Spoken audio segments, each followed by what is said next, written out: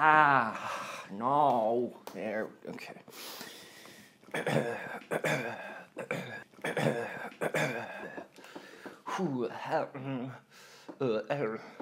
So, every like do smart video. Oh gosh. I hate making YouTube videos.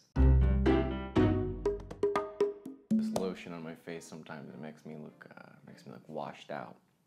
That and all of the drug use. You know what feels not so great?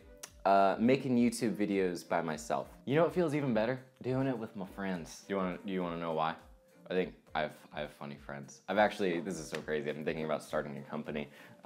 You know, like maybe, I don't know, a production company of some kind with my friends who I think that are funny. And maybe, I don't know, maybe we could just make some videos together. I don't know, I'm tossing stuff out. If you have any ideas about who you would like to see me maybe make some videos with, please let me know in the comments below. I wonder who you're gonna say. Please let me know. Any thoughts? Be creative!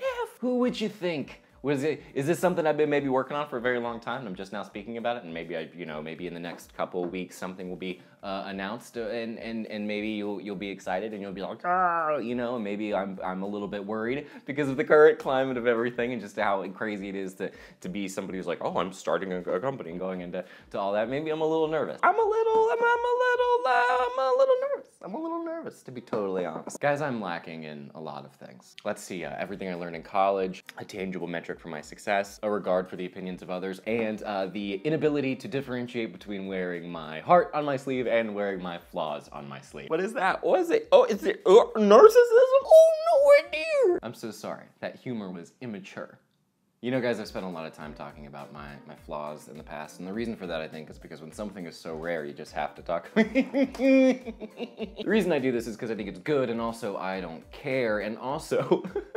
And also because I don't want to lie. Don't get me wrong. I mean, I miss lying. It's just I got all of my lying done, or at least most of my lying done, like years ago. Like a lot of people spread them over a lifetime. Me, I said, let's get these out of the way. I've heard bad things. I treated lies like a box of Cheez-Its. You know, just a handful at a time, shoving them down people's throats. You know how you are with Cheez-Its. That's how I eat Cheez-Its. I take them and I take them 5 at a time, 6 at a time, stack them. I say, take a little Cheez-Its. You know, that's how I treated my lies back in the day. I treat Cheez-Its like soap, and you're a kid from the South who just took the Lord's name in vain. Can I get a reduced fat amen? YouTube, for me, you guys, has been an amazing experience. It's so weird, because it's like I'm in it, but I'm not in it, you know what I mean? And something I've noticed just as an observer, because so many of my friends and colleagues are in this space, is that there's sort of this like apocalyptic, cataclysmic atmosphere that seems to be developing with my generation of YouTubers. This kind of idea that it's over, that it's done. I think part of the reason that I'm so flabbergasted by it is because for starters, I've never really felt like I was part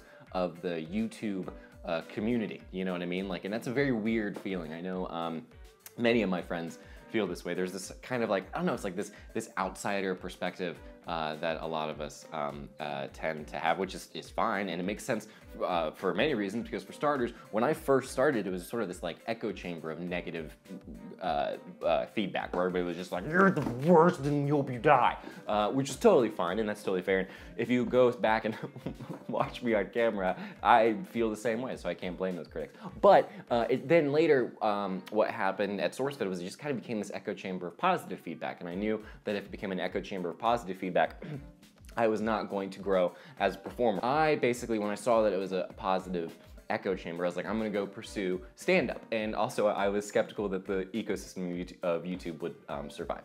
And I also wasn't happy with where I was. And so I decided to start pursuing stand-up. And then that became the best thing in the world for just like becoming a better performer and a better improviser. And yeah, that was it. It's improviser. I don't know why I hesitated. It reminds me of, I've been watching a lot of Norm Macdonald Live, which I will just tell you is the best talk show in the world. And I was watching the Jim Carrey episode, and he was being insane, of course, the entire time. But one of the things that he was mentioning was he's always kind of been somebody who cuts off his right hand to learn to write with his left. And I think that I can relate a lot to that. The problem is if you keep doing that over and over again, you end up looking like the guy from Monty Python.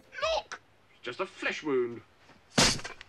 So all that said, I'm trying to get into making more YouTube videos. It's just when I do it by myself, I don't enjoy it as much, which is why one of the many reasons I'm going to be starting something very new very soon. The other thing that I want to mention, the second kind of fun, very exciting thing is, so I have finished writing and honing my second hour. If you recall, I had a hour-long comedy special at the end of 2015 called Premature, which was both a cum joke and a way to safeguard against the obvious criticism of, hey, it doesn't look like Elliott's been doing stand-up for a long time.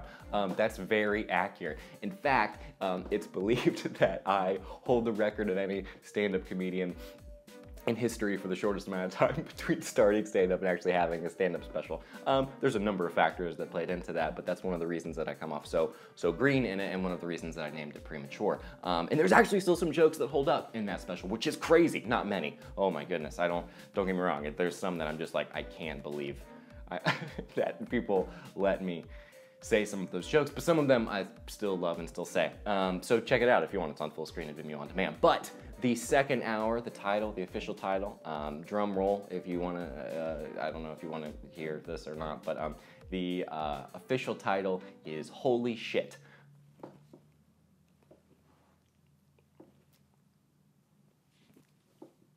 And I love it. It's incredibly personal, and it covers everything from like religion to divorce to love to dating to, it's got stories in it that I've never told anybody. It's got things in it that I never thought I would share. Basically, when I set out to write it, I was like, I'm gonna put everything in this hour that I thought I would never want to talk about. Things that I would always kind of try to sweep under the rug and try to be, you know, this like perfect whatever, the sarcastic guy who's, you know, witty and whatever.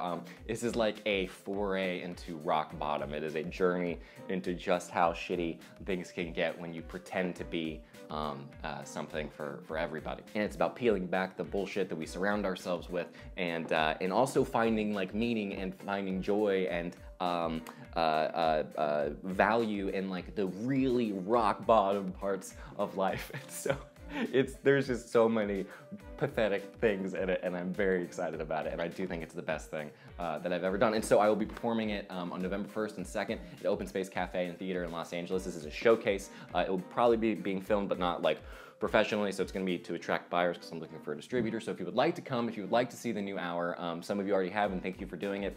It's a little different now, basically the same thing.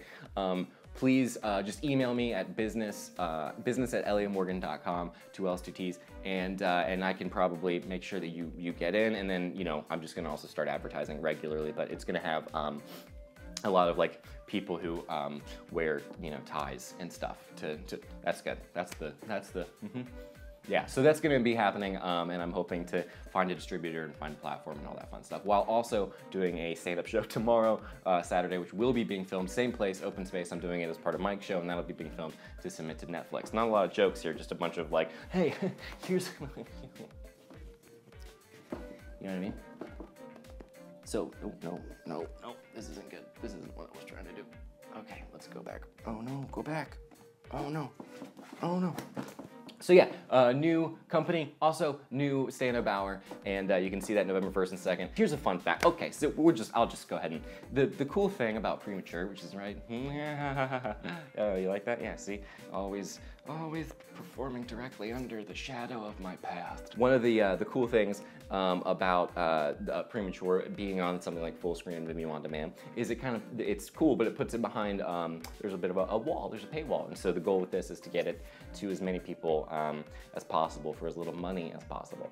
So if I can end up putting it online somewhere that you can get it for free, then I absolutely will do that, because I received a massive amount of support for Premature, and so I want to do something where I'm not charging you, or I'm trying to get it out so that everyone can see it, because I think it should be seen, and I think there's value in it, and again, I think it's the best thing that I've ever done, and I'm really excited about it. So if you want to come, if you're in the area, that's it. That's all I got. It's mostly an announcement of that and me venting about making YouTube videos, but I'm going to keep doing that as well. Am I repeating myself enough? All right, perfect. I love you. Goodbye. Oh, and have a good week. Oh, and it's kind of fallish now. It's like chilly and stuff. Isn't this nice? Look at the size of this pocket. I could pack a weekend getaway in this pocket. All right, I love you.